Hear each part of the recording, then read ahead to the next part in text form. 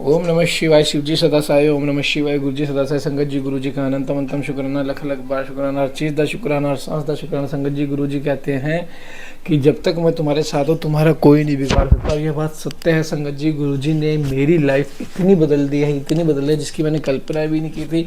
अगर मैं 100 जन्म लेके भी गुरु जी का शुक्राना करूँ ना तो भी कम है, क्योंकि संगत जी गुरु जी ने मुझे ऐसे ऐसे मोड़ से बचाया है, मेरे परिवार की रक्षा करी है चारों तरफ। गुरु जी का बहुत बहुत शुक्राना।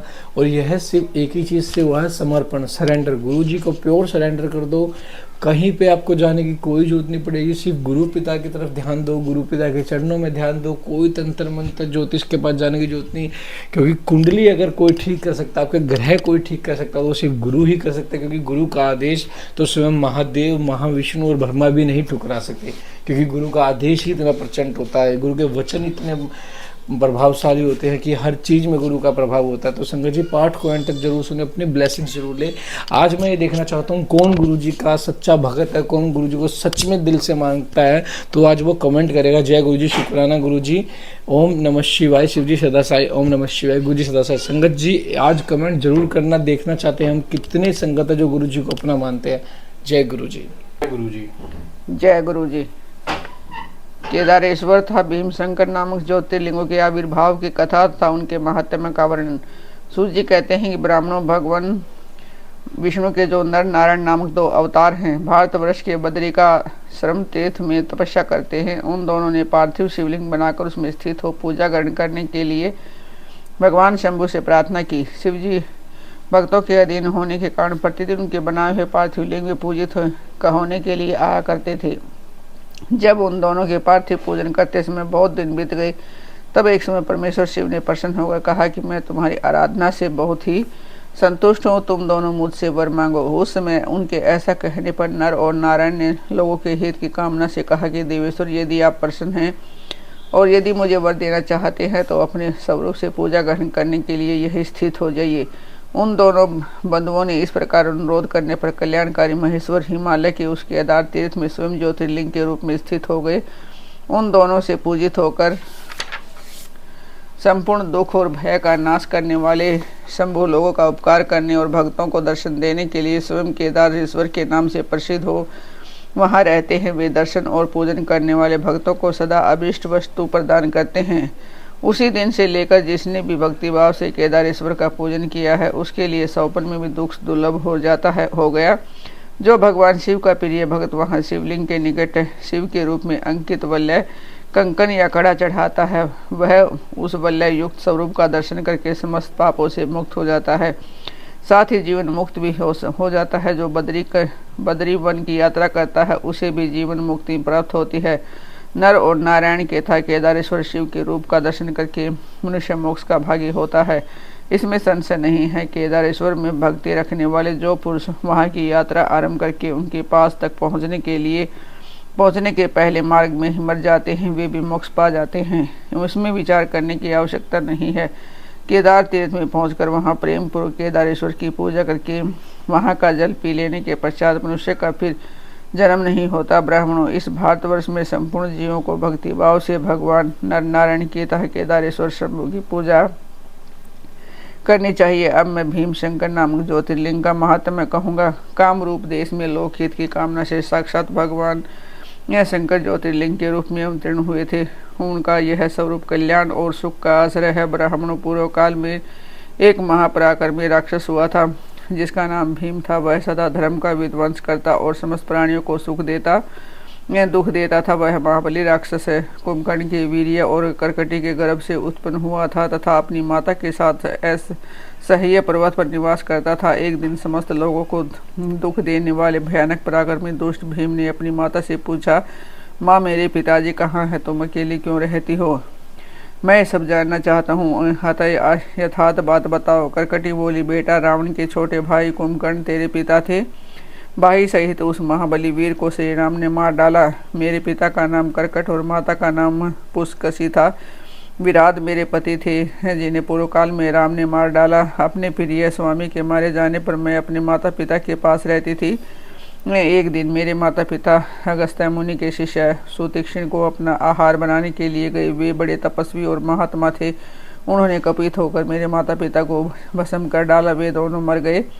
तब से मैं अकेली होकर बड़े दुख के साथ इस पर्वत पर रहने लगी। मेरा कोई अवलंब नहीं रह गया। मैं असहाय और दुख से आतुर होकर यहाँ निवास करती थी। इसी समय है महान बल पराक्रम से संपन्न राक्षस कुंभकर्ण जो रावण के छोटे भाई थे यहाँ आए। उन्होंने बलात् मेरे साथ समागम किया। फिर वे मुझे छोड़कर लंका चले गए। तत्पश्चात तुम्हारा जन्म हुआ। तुम भी पिता के समान ही महान बलवान और पराक्रमी हो। अब मैं तुम्हारा ही सहारा लेकर यहाँ कालक्षेप करती हूँ। सूत जी कहते हैं ब्राह्मणों करकटी की यह बात सुनकर भयानक पराक्रमी भीम कुपित हो यह विचार करने लगा कि मैं विष्णु के साथ कैसा बर्ताव करूं।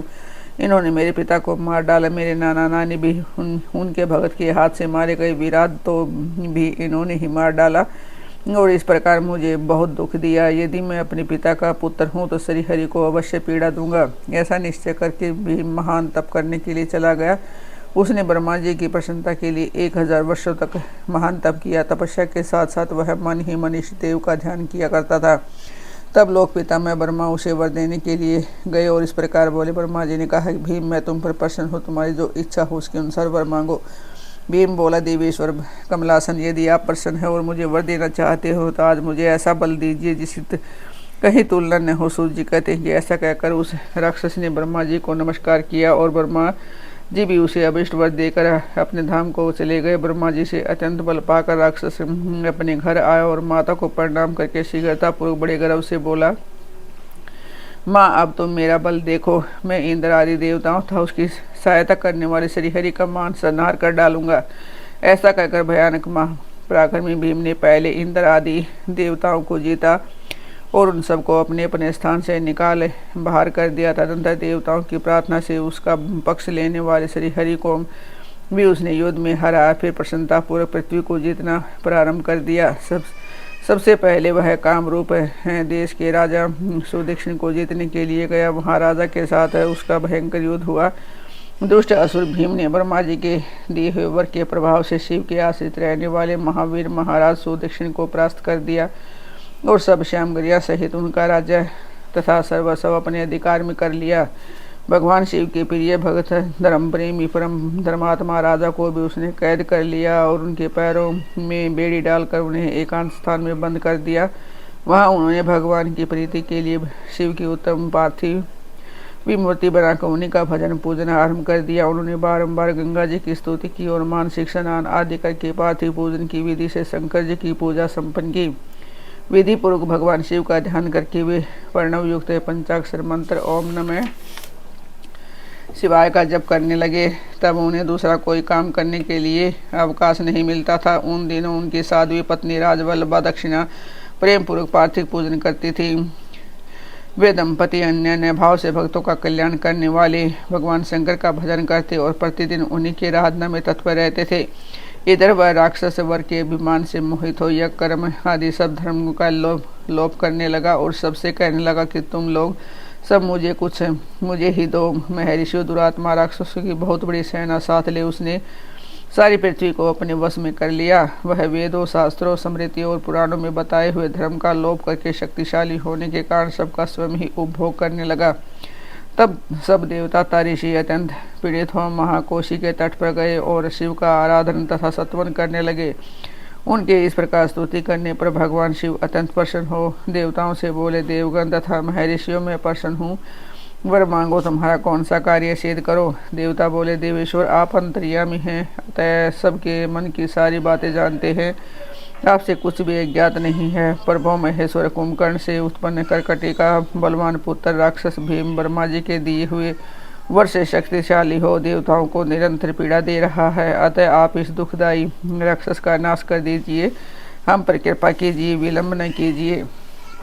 शंभु ने कहा कि देवताओं कामरूप देश के राजा सुदक्षिण मेरे श्रेष्ठ भगत हैं, उनसे मेरा एक संदेह कह दो, फिर तुम्हारा सारा कार्य शीघ्र ही पूरा हो जाएगा। उनसे कहना कि कामरूप देश के अधिपति राजा महाराज सुदक्षिण प्रभु, तुम मेरे विशेष भगत हो, अतः प्रेम पूर्वक मेरा भजन करो। दुष्ट राक्षस भीम ब्रह्मा जी का वर पाकर प्रबल हो गया, इसलिए उसने तुम्हारा तिरस्कार किया है, परंतु अब मैं उसे दुष्ट को मार डालूंगा, इसमें संदेह नहीं है। सूर्य जी कहते हैं कि ब्राह्मणों, तब उन सब देवताओं ने प्रसन्नतापूर्वक वहां जाकर उन महाराज से शंभु की कही हुई सारी बात कह सुनाई। उनसे यह संदेश कहकर देवताओं और महर्षियों को बड़ा आनंद प्राप्त हुआ और वे सब के सब शीघ्र ही अपने अपने आश्रम को चले गए। उधर भगवान शिव भी अपने गणों के साथ लोकहित की कामना से अपने भगत की रक्षा करने के लिए सादर उनके निकट गए और गुप्त रूप से वहीं ठहर गए। इसी समय कामरूप नरेश ने पार्थिव शिव के सामने गाढ़ ध्यान लगाना आरंभ किया। इतने में ही किसी ने राक्षस से जाकर कह दिया कि राजा तुम्हारे लिए कोई पुरस्चरण कर रहे हैं। यह समाचार सुनते ही वह राक्षस से कुपित हो उठा। उनको मार डालने की इच्छा से नंगी तलवार हाथ में लिए राजा के पास गया। वहाँ पार्थिव आदि जो श्यामगिरी स्थित थी उसे देखकर तथा उसके प्रयोजन और स्वरूप को समझकर राक्षस ने यही माना कि राजा मेरे लिए कुछ कर रहा है, अतः सब कुछ श्यामगिरिया सहित ही इसे नरेश को मैं बलपूर्वक अभी नष्ट कर देता हूँ। ऐसा विचार कर उस महाक्रोधी राक्षस ने राजा को बहुत डांटा और पूछा, क्या कर रहे हो? राजा ने भगवान शंकर पर रक्षा का भार सौंपकर कहा कि मैं चराचर जगत के स्वामी भगवान शिव का पूजन करता हूँ। तब राक्षस भीम ने भगवान शंकर के प्रति बहुत तिरस्कार युक्त दुर्वचन कहकर राजा को धमकाया और भगवान शंकर के पार्थिव लिंग पर तलवार चलाई। वह तलवार उस पार्थिव लिंग का स्पर्श भी नहीं करने पाई थी कि उसे साक्षात भगवान हर वहाँ प्रकट हो गए और बोले, देखो मैं भीमेश्वर हूँ और अपने भक्त की रक्षा के लिए प्रकट हुआ हूँ। मेरा पहले से ये व्यर्थ है कि मैं सदा अपने भक्त की रक्षा करूँ, इसलिए भक्तों को सुख देने वाले मेरे बालक की ओर दृष्टिपात करो। ऐसा कहकर भगवान शिव ने पिनाक से उसकी तलवार के 2 टुकड़े कर दिए।